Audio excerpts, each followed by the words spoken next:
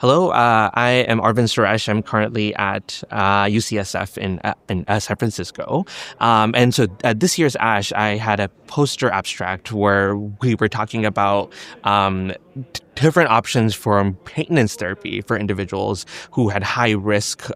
new diagnosis of multiple myeloma and ended up getting an upfront autologous stem cell transplant. And so in this population, we still don't know what the best strategy for maintenance therapy actually is, especially because now with the use of upfront anti-CD38 antibodies, I think we are now seeing those also being used after transplant in the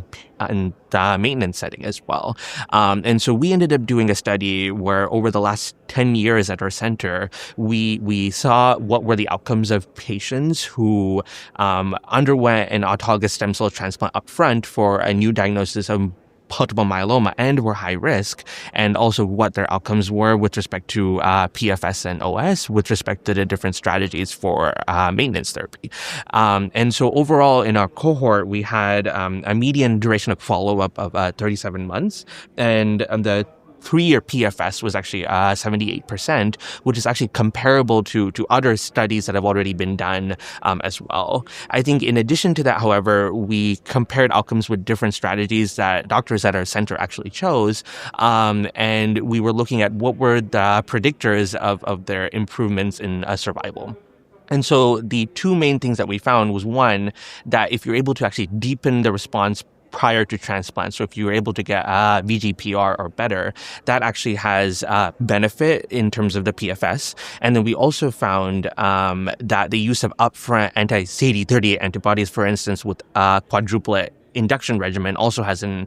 improvement as well. However, when looking at the maintenance strategies, we actually found that it didn't really matter what patients got for their strategy for maintenance therapy, but then in this high-risk population, they all had similar outcomes. And so I think this is important because I think this means that there is an importance and an opportunity really for shared decision-making for patients with their physicians as to what is the best option, because often with these different strategies for maintenance therapy, because they're continued for a long time, often they have a lot of side effects and things that can impact if the patients are able to actually tolerate the treatment as well. And so this is an opportunity for patients to actually think about that with their doctors. And I think in addition to that, it also indicates a need really for more prospective studies to actually see if there are better options really for